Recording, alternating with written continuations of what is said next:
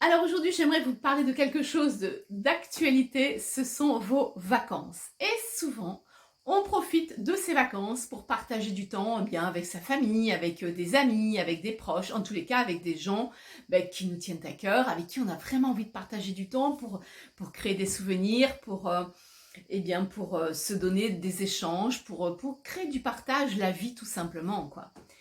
Et puis, les relations ont beau être fluides, ont beau être saines et authentiques, il arrive parfois qu'il y ait des incompréhensions, il arrive parfois qu'il y ait des petites querelles, des quiproquos, parce que sur des choses toutes bêtes, par exemple, on peut très bien ne pas avoir envie de faire les mêmes choses au même moment. On peut très bien avoir envie, certains, d'aller dîner à un certain endroit et d'autres à un autre endroit. Je dirais que ça part vraiment de choses, mais complètement anodines, et qui, en fait, une fois, deux fois, trois fois, font qu'à un moment, on va commencer à sentir un petit peu de... je suis pas hyper à l'aise en fait, c'est pas super confortable. Ça va commencer à me déclencher des émotions. Peut-être que j'aurai l'impression de ne pas être entendue, de ne pas avoir ma place, ou même peut-être pire, de ne pas être respectée. Et puis, voilà, la répétition va faire qu'au bout d'un moment, on va avoir l'impression que la coupe est un peu pleine. Et c'est là où on risque en fait de faire partir la situation un petit peu en sucette. Alors, certes, peut-être que vous allez me dire, mais oui, mais en fait, tu sais, moi, j'ai déjà essayé de m'apaiser. J'ai essayé aussi d'apaiser la situation. Je trouve que, en fait, j'ai la sensation d'avoir déjà, par exemple, beaucoup donné. Il y a des personnes qui disent, ah ouais, mais tu sais, moi, avec ma mère, par exemple, j'ai déjà beaucoup donné. J'ai l'impression d'avoir beaucoup pris sur moi. J'étais très compréhensive. J'ai fait pas mal de compromis. Et puis, en fait, on en est toujours un peu au même point. Elle veut toujours avoir raison, elle veut toujours dominer, elle veut toujours avoir le dernier mot. Et ça, moi, je n'en peux plus. Et donc, en fait, ça fait on a peur. À la fin, ouais, ça finit par créer une peur, en fait, de déclencher, en fait, de réveiller encore plus d'inconfort relationnel. Et puis, de devoir prendre encore plus de gants pour ne pas gêner l'autre, ou se gêner soi-même. Tout simplement, peut-être que vous allez avoir envie de faire quelque chose et vous allez vous dire oh, bah non, non, non, j'y vais pas parce que sinon ça va encore être une histoire, ou alors ils vont pas vouloir, ou ça va pas être le bon moment. Enfin, vous savez, voilà, ça peut être d'une toute petite intensité ce que vous ressentez, comme une grande intensité. En fait, c'est pas trop en termes d'intensité, c'est ce qu'on ressent à l'intérieur de soi. Et c'est dommage parce qu'effectivement, quand on prend des vacances avec des gens que l'on aime et qu'on sent qu'il y a des petites querelles, c'est pas agréable, hein. Vous êtes d'accord, c'est pas du tout ce que l'on attend de cette relation, puis c'est pas ce qu'on attend des vacances. Pendant les vacances, on a envie de partager, on a envie d'écoute, d'échange et de respect. Et ces situations, en fait, à force de répétition, on ne va plus savoir comment s'y prendre. Alors on va commencer à faire des plans, on va réfléchir, on va commencer à vouloir faire encore plus peut-être de compromis pour pallier à certaines humeurs, pour pallier à certaines réactions qui pourraient éventuellement arriver. Donc vous allez même anticiper en fait. Donc ce qui fait que plus ça va, et plus quand c'est comme ça, on s'éloigne de soi. Quelque part on ne se respecte plus parce qu'on adopte une posture qui n'est pas la nôtre pour essayer en tous les cas de ne pas déplaire aux autres, sans même spécifiquement, je dirais, à chercher à se faire aimer, mais avant de se faire aimer, peut-être qu'on essaye déjà de ne pas déplaire. Et c'est dommage. Et c'est vraiment dommage quand on vit ça au travers d'une relation parce que,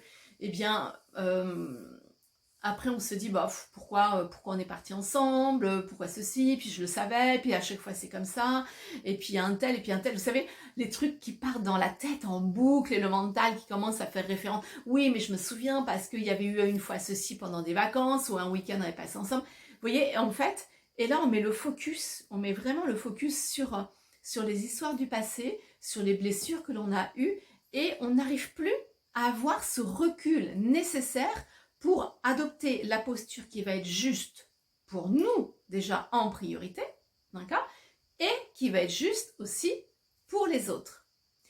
Parce qu'on ne sait plus sur quel pied danser. On a l'impression d'avoir épuisé notre stock de solutions.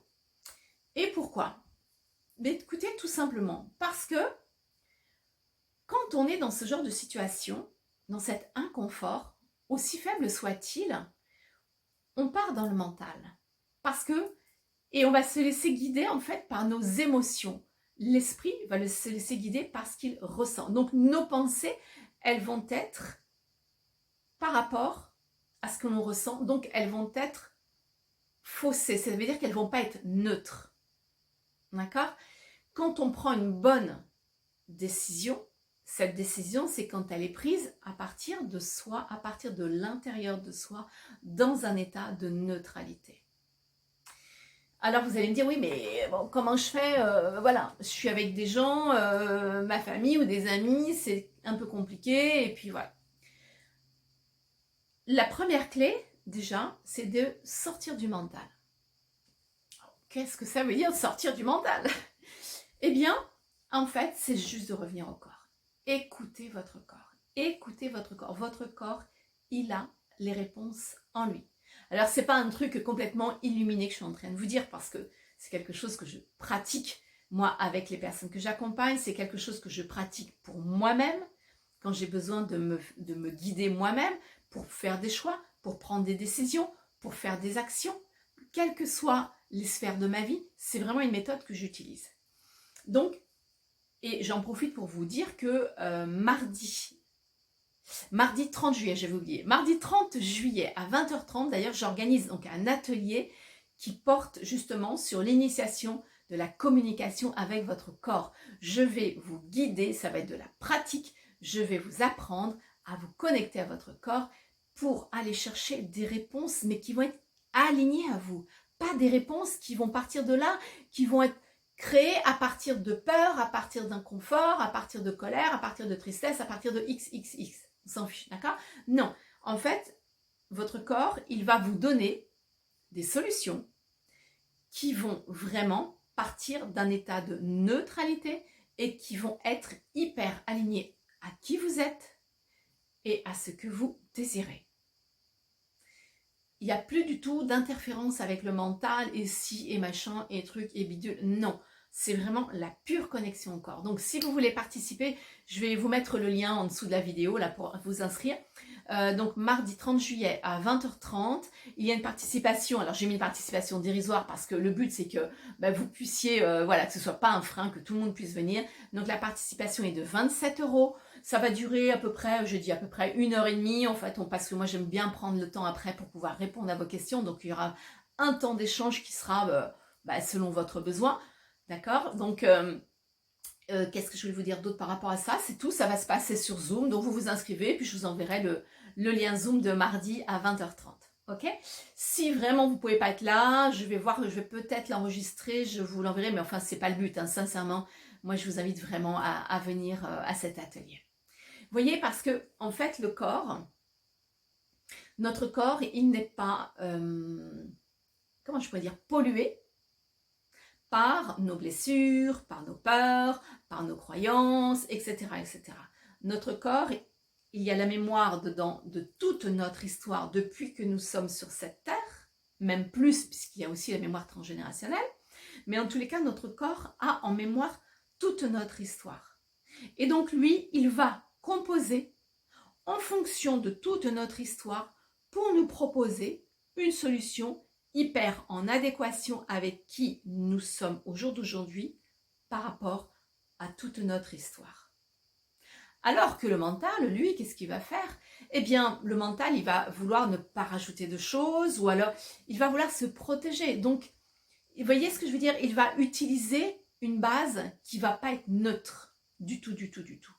Et elle sera encore moins neutre parce que comme on part en boucle, on perd vraiment toute objectivité sur notre capacité de réfléchir.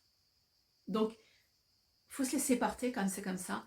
Connexion au corps, vous fermez les yeux, vous respirez tranquillement, vous faites quelques respirations, vous attendez que ça se passe et vous accueillez ce qui vient. Après, bon, il y a un processus, bien sûr, un petit processus, c'est pas compliqué, très sincèrement.